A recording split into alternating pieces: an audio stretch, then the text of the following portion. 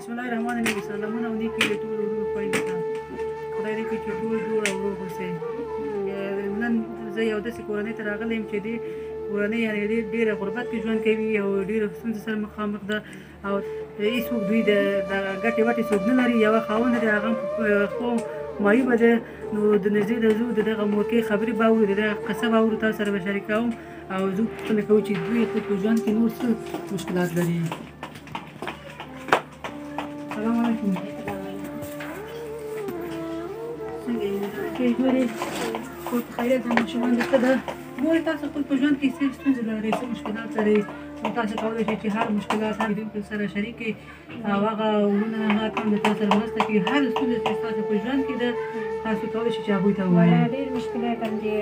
خاوند مې چې دی خپل معیوبه دی او کاربار یې څه شی نشته دی کور کې. دغه ماشوم مې د مکتب بیایي نه شي، وسه مې نه رسېږي چې دې راغچ کړي او تمام ورځ زندګي قص کسر ته راوړي هماغه دا کوم او هېڅ زندګي مې نه ښه کېږي. کړی پیسې نه برابرېږي. کړی والا راځي دروازه ټکوي چې بده کړی راکړه، وس هم نه رسېږي چې موږ کړی ورته وکړو.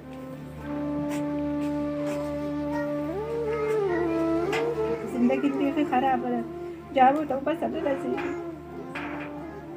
بیا تاسو څنګه کوئ؟ د کرایه کور څنګه کوئ؟ دا ژوند څنګه مخ ته وړئ؟ خاوند دې معیوبه ده. په ځان باندې سختي کوو، ښه شی نه خورو، هېڅ کور کې دغه نه کوو. کرایي پیسې ټولوو چې راځي کرایه غواړي، څنګه وکړو؟ مجبوري ده. بس خاوند هېڅ کاربار یې سم نه وي، سبا چې شي دغه پسې نه ځي. هېڅ په کور کې زندګي مې نه ښه کېږي. دا ماشومان مې دي، دغه لورګانې مې دي، ښه جامې په غاړه کې نشته دي، ښه دغه نه غواړي، لباس غواړي چې موږ ته وکړو. چې شي ورته وکړو، پیسې نه وي په شي سره ورته وکړو. اوس خاوند ستاسو فی الحال څه کار کوي؟ دغه ګاډي هم دغه ماکسونه دغه شیان ښار کې هغه خرڅوي. بیا ستاسو ژوند څنګه مخ ته ځي؟ بیا کې ستاسو دا مصرف یعنې د ژوند ستونزه حلېږي په هغه باندې؟ والله مجبوري ده. نو څنګه کوې؟ به ډېر سختۍ باندې کوو، مجبوري.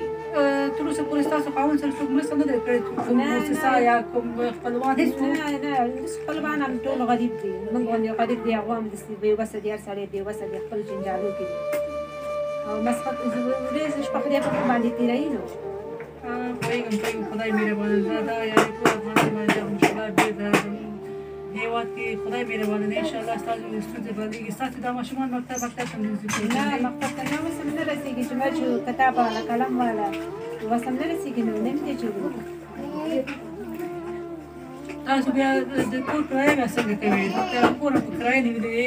کور هم په کرایه نیولی، په ډېرو سختۍ باندې چې راځي د کور څوک کرایه ورکوي تاسو چې دغه کور یعنې د دې کور او دومره دغه هم که نه دی. تاسو خپله ګورئ وګورئ دغه کور دا یوه کوټه دغلته ده او دلته دهلیز ده، شپهخانه ده، نه پوهېږم دا څه ده؟ دهلیز دی. او تاسو خپله ګورئ، د دې ژوند ګورئ، د کور وګورئ، د کرایه کور کې اوسېږي. ژوند هم ډېره ستونزو سره مخامخ ده او دغه کورنۍ واقعیت یعنې مستحق ده چې دغه کورنۍ سره تاسو مرسته وکړئ، خپل صدقه، خیرات، زکات دغه کورنۍ ته ولېږئ او د دغه کورکۍ خاوند هم معیوبه ده چې یو کاروبار ورته جوړ کړئ تر څو خپل ژوند مخ ته یوسو او د دغه کورنۍ دعا تاسو او موږ واخلو.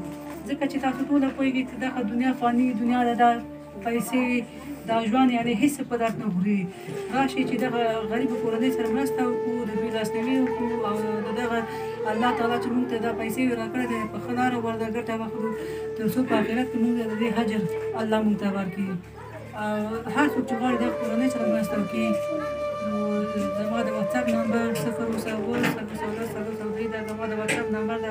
دغه ماشومان ته دغه خور ته خپل مرسته راولېږي تر څو د دغه کورنۍ د دغه ماشومان پلار ته یو کاروبار وکړو چې ژوند مخ ته لاړ شي. دغه ماشومان مکتب ته لاړ شي، مدرسه ته لاړ شي، ښه جامې واغوندي، یو فرش ورته واخلي. تاسو خپله پوهېږئ او ګورئ چې څومره ستونزې سره دوی مخامخ ده.